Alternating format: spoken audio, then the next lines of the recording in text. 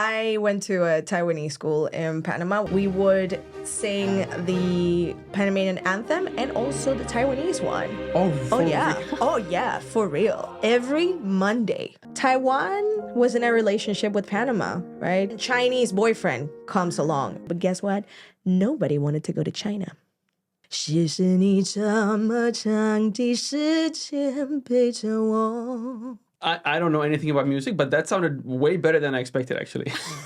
Today's guest might actually be my oldest friend here in Taiwan, who is still here in Taiwan after all these days. Aura from Panama. I am Aura Russo, and I'm from Panama, and I've been here for 12 years because it's pretty awesome. I came here on a scholarship to study Chinese first and then do my bachelor's degree in architecture, and I just ended up staying. And we're of course going to get back to like what you have been doing all these years. But yeah, background story. We met during Shida Dragon Boat Team 2014, so 9.5 years ago. Yeah, almost 10 years. And stayed friends and bumped into each other here and there throughout these years, most often than not at different bars here in Taipei. So first of all, let's go back like to the beginning. Yes. Why did you come to Taiwan? Like why study architecture in Taiwan if you're from Panama? It doesn't really sound like it makes sense. I went to a Taiwanese school in Panama, which I know sounds really weird to most people, or just to everybody, really. Yep. Yeah, because Taiwan and Panama used to have diplomatic relations. Fun fact, Panama was one of the first countries that recognized Taiwan as a country. Yeah, it was one of the first countries. So then we became like really good like buddies with Taiwan. Okay. And so the Taiwanese government sponsored this school that I went to. And so I started learning Chinese since I was 5. And me and all of my classmates. And we even learned Popomofo, like the phonetics. Like I didn't know Pinyin. To me, Pinyin was so foreign and so weird. What? like in Panama, you were like, Yeah. Yeah. That's how I learned Chinese, like a Taiwanese person. Oh, wow. Yeah. Well, still, why a Taiwanese school? It still doesn't sound like normal for a Panamanian. Just happens to be like your closest school, or like why did you go to that school? Okay, well, the reason why I ended up in that school is because my dad is part Chinese and my mom is a very smart woman, and she said, all of you need to learn Chinese. So we all went to that school. My older sister, she entered the school when they had just opened it, and at first they used to teach Cantonese because we have a lot of Chinese people in Panama and most of them speak Cantonese, not really Mandarin as much. So yeah, they first started teaching Cantonese and then they changed it to Mandarin. So how was it to grow up like in a Taiwanese school in Panama? Like looking back now, is there anything that you got taught that, for example, like your other Panamanian school friends did not learn like early on? Well, there is something that we had to do every Monday. We would sing the Panamanian anthem and also the Taiwanese one. Oh yeah, for real. Every Monday. We probably didn't know exactly what we were saying, but we were singing that stuff. Oh, wow. Yes. So there's cool. that. And we would have some Fridays, we would have like cultural Fridays, and we would have, like the, is it the Taiwanese, like the lions, the Asian lions, the ones that they put on this costume and then they kind of like... Yeah. Yes, I understand. Yeah, so we would have that, and then the dragon as well. We would have a bunch of people. We had a huge dragon, and people would go and practice to move the dragon, and then during Cultural Fridays, people would go and go around with holding the dragon. It feels weird. It was always normal to me. But then when I started telling that story to other people that were not from Panama, because everybody in Panama was like, oh, okay, the Taiwanese school, whatever. But when I started telling that story here, people were like, what? And then as I started saying it, I'm like, oh, this is not normal to other people. And if you, just like Aura, have been in some confusing situations due to some language or cultural differences, then you might want to listen even more carefully when I tell you about today's sponsor, FUNDAY, my absolute favorite English learning platform where you get to join real live online classes every hour between 6 a.m. and 2 a.m. if you choose to. Here you will also have maximum 4 to 5 students per class, which means that you will really feel like you're part of the classes instead of just trying to learn something online by yourself. And just as an example, we will be joining this class with Adrian, focusing on the writing practice in paragraph skills. Now you will write about a person. Next, there is no word in English called niti. So she makes sure our house is clean and neat.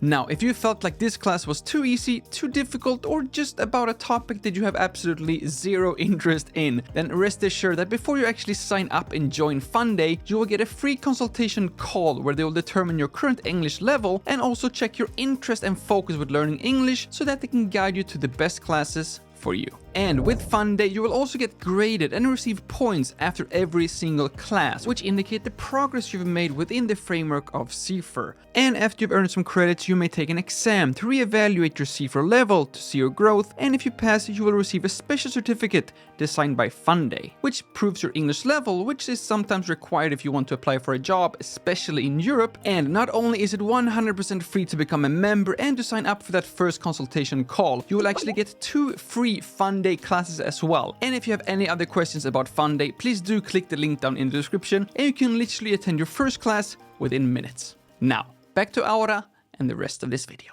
How about like school lunches and stuff? Was there anything like Taiwanese food or something? Not necessarily Taiwanese, just Chinese. Like we would have like the baozi, or can't remember anything else right now. We had fried chicken. Okay, fried chicken. We Nice. had fried chicken. Yeah, that represents Taiwanese food Yes, at least. yes, we had fried chicken. I remember that very vividly. You said like you studied in Taiwanese school since like you were 5 years old. Like your whole life has been like Taiwanese school. Yeah. So like including like junior high school, they have like Taiwanese school all the way. Yeah, all the way. That's crazy. Yeah. Wow. Okay, so how prepared were you then when you came to actual Taiwan for you said university or just like Chinese studies? First Chinese, 1 year, and then my bachelor's degree. Okay. Yeah. So how was that then? Like your first day stepping off like Taoyuan airport, and you're like, did it feel like I'm home, or you're like, what the is this? I was definitely in a bit of shock. I had never been to Taiwan. I knew of Taiwan because of my school, but also another side note, my school would do these trips for seniors in high school, right? Come to Taiwan in January, and they would stay for a month to study Chinese in Shida. Actually, they have a program, and people from students from all over Latin America would come to Taiwan to study for a month, and they would just be all together, like getting to know each other. So my older sister came. She was the first group that came over here for that. And this was like 2001. So I knew even more about Taiwan. My sister met Enrique Iglesias here because he gave a free concert then. Side note. Okay. I didn't end up coming because I went and did something else. But everybody was talking to me about Taiwan, and I'm just like, okay, what the happening in Taiwan? I need to go. So then I came here. I wasn't lost at all because there were 2 people that already knew my friends that I came with. So I was just taking like a little child, like, okay, this is where we're going. So I was just like, okay, I'll just follow you. So I had a different experience than most people because it's not like I got here and I'm like, where am I going? You know? This guy right here. Yeah, it was okay, and because I had these basically tour guides, we were just taking around, and I have to admit, when we got on the bus, of course, like coming from Taoyuan to Taipei, I was like, what? Everything is just great. Is this Taipei? You're like, where are the dancing dragons? No, I was just like, where are the buildings? Everything is just forest. What? Was there still anything that like you're still remembering today, like your first impression or like difference or the first shock that you had coming to Taiwan? Having to like chase the trash truck. Yep. Okay. 2014, at least we have the proof. According to the paddle here, it somehow says 2014. We were in the Shida Dragon Boat team together. What was your experience of Dragon Boat? Oh, that was amazing, but also very exhausting and challenging. It was fun, but I think that was so challenging because it's like 3 hours every day, Monday through Friday. Man, it's a lot. It's not easy. Yeah, and it was like 3 months. The first month, it was just like, like physical training, running around laps and doing like push-ups. Second month, it was like we just learned like the paddling technique in the swimming pool. Like we didn't even see a dragon boat until like month 3, and then we went down to the rivers. Yeah. And guys' team, our first day, our boat sank. Oh my God, I don't remember this. And you don't remember this? No. Oh my God. It was so bad. And you know what the worst part is? As the boat was sinking, that's when we found out that like 5 Asian guys on the team didn't know how to swim. Oh. So like, of course, we had like the life jackets. Wait, so we had people on a dragon boat team that couldn't swim? No, they couldn't swim. And they were like, isn't that what you should have been practicing the first 2 months, So like, I forgot his name now, but this is like this poor Japanese guy. He didn't know how to swim, and the boat flipped over, and he just like continued like down the river, like for like 300-400 meters until the river thankfully like turned, and then he just like continued floating, and he managed to like find land and like walk up, and then he was stuck on the other side of the river and not be able to cross. So then he had to like walk around taking a bridge, and then like 15 minutes later he came back. I don't remember any of this. And this was in Dachi River. Like the nastiest, the dirtiest river ever. I saw a dead rat once. Oh, we saw like dead fishes every like 10 minutes, but just like swimming by. That fish. Well, no, that shouldn't be okay either. And then because he was there, he didn't know how to swim, right? So he just like swallowed so much water. Oh, no. So he was like hospitalized for like a month afterwards. Oh wait, I'm starting to remember because of that. He skipped. I mean, he didn't skip class, but like we didn't see him in class for like weeks. And then he came back and he was like, yeah, I've been in the hospital for a month. Damn. Crazy. That's crazy. Yeah. So the one skill that you should have, or one of these skills that you should have. It was so funny. It was so funny. Yeah, wow. Terrifying at the time, but now of it's course like so now funny. We can joke about it. I also wanted to take this time to like catch up with you. Like, yes. What has happened since that dragon boat sank, and now what are you doing in Taiwan these days? I am a singer, and I think that all this time I've been trying to improve and perfect my singing skills. I wasn't that much into it at that time, but now I'm doing a lot more gigs here and there, and I work for a Disney company, so that's when I started to do more performing, because there's a lot of like acting. It's really fun. It's just challenging. It's a lot of work, but it's really fun to work for Disney. And then most people, when I tell them that I work for Disney, they ask me, oh, so are you like a Disney princess? And I'm like, no, I'm a queen. Ooh, Disney queen. I'm a little bit curious because you're from Panama. Mm-hmm. And you said that it was one of like the best friends to Taiwan. Yeah. But then something changed. Yeah. Maybe you know this more than I do. But like, what exactly changed? If we tell it in a story format, let's say that Taiwan was in a relationship with Panama, right? Panama is the girlfriend, Taiwan is the boyfriend. Okay. Taiwan was giving a lot of money, buying very nice things for girlfriend Panama, right? But then Chinese boyfriend comes along and he's like, I'm gonna buy you diamonds. I'm gonna give you loads of money, right? So then Panamanian girlfriend was like, I think I need to change boyfriends. This other boyfriend is giving me more. That's literally the only way I can explain it to you, because that is exactly how it happened. Yeah, there was an interview after Panama broke relationships with Taiwan, which, by the way, they didn't give any indication that they were going to do it. They just announced it during some sort of event or interview. They're like, oh, yes, we're breaking relationship with Taiwan. This is like the equivalent of somebody breaking up with you through text or like, we're doing it live and I'm just going to break up with my boyfriend right here. Mm-hmm. And I'm going to dump you for a boyfriend that gives me more money. Is this like how the classes are taught at like Taiwanese school in Panama? It sounds very like, second grade global politics.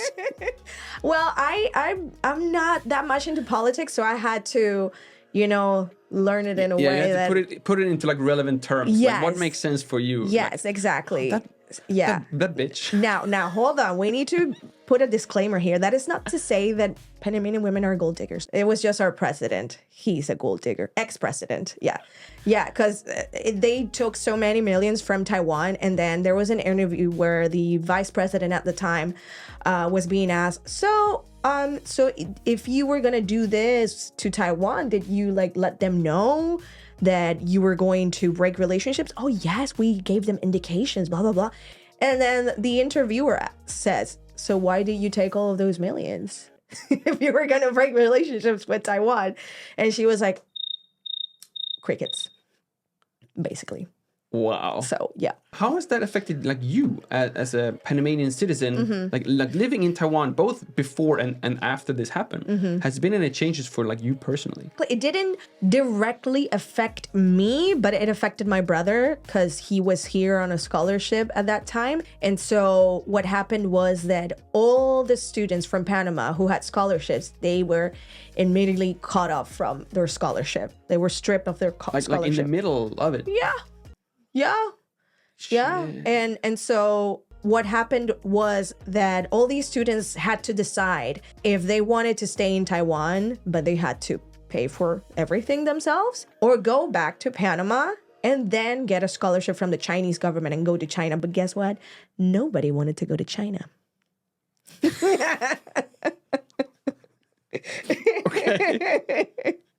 So yeah, but it didn't affect me directly. Like the way it affected me was that I didn't want to say that I was Panamanian. My mom told me like, don't say anything. I had somebody who was a reporter asking if he could interview me, and I'm like, nope.